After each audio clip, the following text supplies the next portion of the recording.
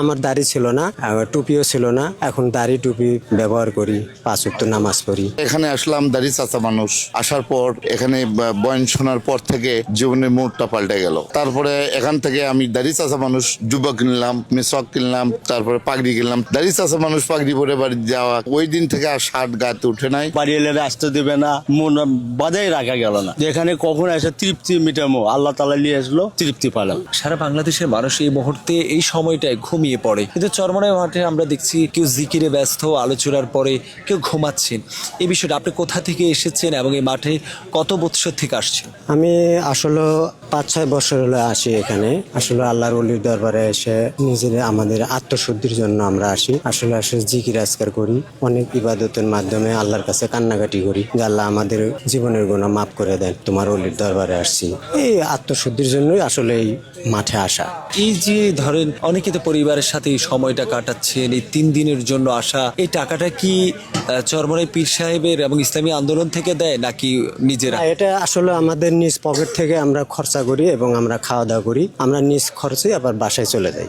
অনেকে তো বলছে যে এই টাকাটা চাইলে তো আপনি অন্য কাজে ব্যয় করতে পারতেন, এখানে আইসার রাত জায়গা, তারপর টাকাটাও খরচ করলেন, ফায়দাটা কি? না, আমরা তো প্রথমেই তো বললাম যে আমরা আসলে আসি আমরা নিজেদের আত্মশুদ্ধির জন্য আমরা এই মাঠে আসি। আমরা যাতে আমরা দেশের বাড়ি যায় যেন আমরা আমল আখলাকের সাথে জড়িত সাথে থাকতে পারি। আপনি কি আলেম নাকি? না, আমি আসলে কোনো আলেম না। মানে এই পরিবর্তন কি চরমনাই আসার পরে হয়েছে? এই পরিবর্তনটা আমাদের আসলে চরমনাই মাঠে আসার পরে আমাদের পরিবর্তনটা হয়েছে। আমার দাড়ি ছিল না, আমার টুপিও ছিল না। এখন দাড়ি টুপি ব্যবহার করি, 5 ওয়াক্ত নামাজ পড়ি, আল্লাহ আল্লাহ করি। না, আমি ওইভাবে আলেম না, আম মানুষ। তো আমি সর্বপ্রথম এখানে আমি বিজনেস করি, সেটা হচ্ছে অ্যালোভেরা শরবত বিক্রি করি। আগে আমি দাড়ি চাচতাম, সিগারেট খাইতাম, যার থেকে অ্যালোভেরা পাতা নিতাম, সে আবার চরমনাই মোড়ে 2006 সালে তার 3 বছর আগের থেকে আমাকে দাওয়াত করে আসার জন্য। তো আমি প্যান্ট শার্ট পরে আমি আমার বন্ধু সহ করে আমরা ওই ইয়েতে যাই, নাটোর ঔষধি গ্রামে অ্যালোভেরা আনতে যাই। তো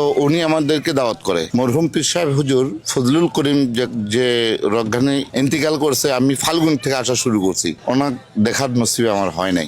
তারপরে এখানে আসলাম দাড়ি চাচা মানুষ, আসার পর মনে করেন যে এখান থেকে এখানে বয়ান শোনার পর থেকে জীবনের মোড়টা পাল্টে গেল। জীবনটাই মনে হয় উল্টা পাল্টে গেল। তারপরে এখান থেকে আমি দাড়ি চাচা মানুষ জুব্বা কিনলাম, মেসওয়াক কিনলাম, তারপরে পাগড়ি কিনলাম, তসবি কিনলাম, টুপি কিনলাম। দাড়ি চাচা মানুষ পাগড়ি পরে বাড়ি যাওয়া কেমন দেখায়। তারপরে আলহামদুলিল্লাহ ওই দিন থেকে আর শার্ট গাতে উঠে নাই। এখন তারপরে থেকে যে প্রতিবারই আসতেছি, আসা বছরে 2 বারই আসি আমি। আসলে হয় কি, আসলে ব্যাটারি চার্জের মতো আর কি, চার্জ দিয়ে নিয়ে গেলে মানে ভালো ভাবে চলা যায় আর কি। আমার এই পরিবর্তনটা হচ্ছে চরমনায় আসে। তা আমি আবার নতুন নতুন যারা বিড়ি সিগারেট খাইতো ওদেরকে দাওয়াত করে নিয়ে আসতাম। এখানেও আছে তারা, নতুন নতুন লোক নিয়ে আসি, এরাও এরকম দাঁড়িয়ে রাখতেছে, নামাজ দিয়েছে। এই যাবত আমার দাওয়াতে প্রায় 27-28 জনের মতন এরকম নামাজি হয়েছে আর কি। ওরা আগে কিছুই চিন্তা না, বুঝতো না।